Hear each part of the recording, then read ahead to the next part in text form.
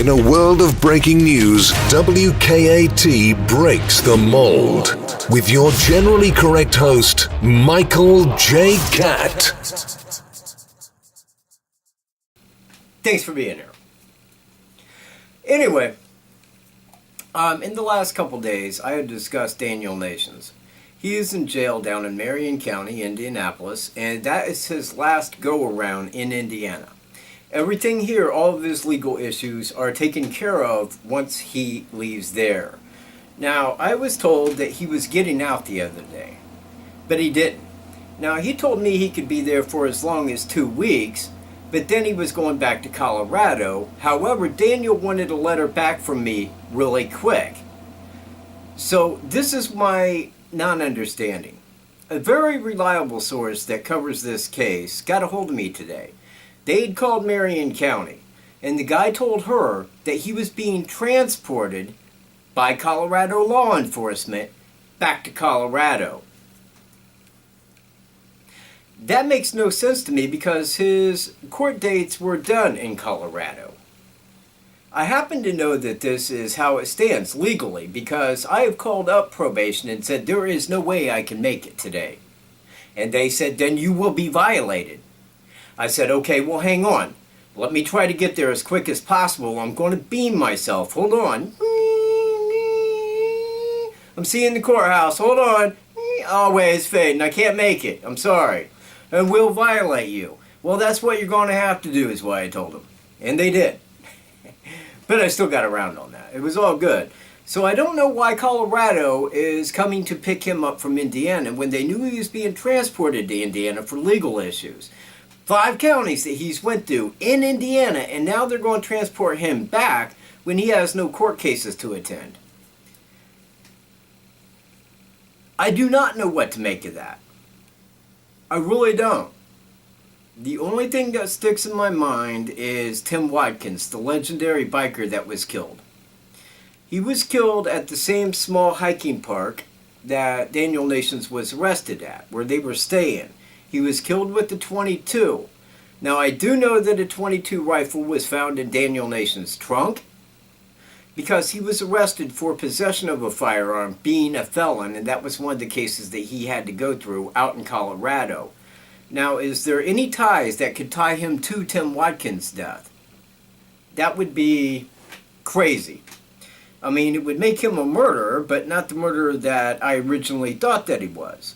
You know, but I did think that Tim Watkins could have been a circumstantial case in that, you know, because, hey, he might have been out, he might have been viewing porn, he might have been masturbating, he might have been ready to stalk a woman going down the trail and got caught by Tim Watkins, you know, and that could have been the end of it. We don't really know. But I have no other thoughts on why he would be headed back to Colorado by law enforcement. I thought he was throwing the thumb out and heading that away. So it strikes me as very odd, if it's true, but I do put a 90-some percentile on this because of who it came from and who they had contacted. So, man, this is like the 3rd day, and the second update on Daniel Nations is quite a dilemma. It really is. I'm still drinking coffee, and it's damn near noon. I got a pug mug. I'm going to get a Wooford mug. I mean, I got a picture of it. I'm going to get one done. But, man, I've enjoyed this for like 9 years, man. I drink out of this pug mug. Makes the coffee that much better. You know, I like my coffee like I like my women. Old and bitter. That's why Hillary always stood out as like really hot to me. So, I would like to hear your thoughts on this. Why would law enforcement transport him back out to Colorado when his court dates are finished out there? Makes no sense to me, not unless he picked up another charge that I'm unaware of, but the only one that stands out is Tim Watkins. And I am really, really deeply hoping that he did not do that.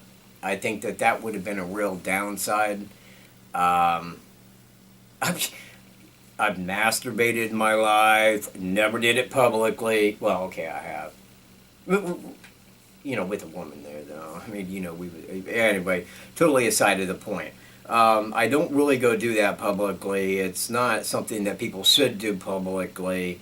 And if you get caught doing it publicly, at least go into court very embarrassed and red-faced and go, yeah, I was doing that, or something like that. But I don't think you kill a legendary biker for that.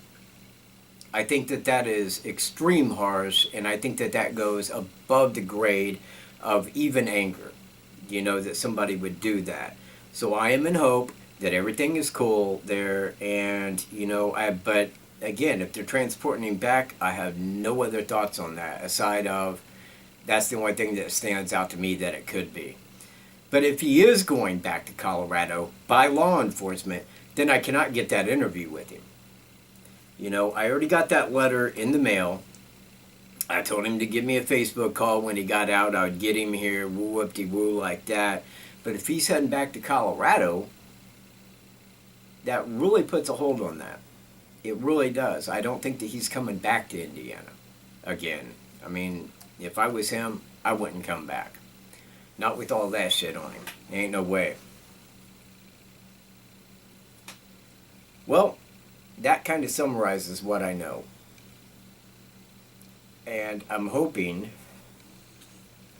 definitely hoping that he was in thoughts of just hitchhiking back there, and it isn't law enforcement coming to get him.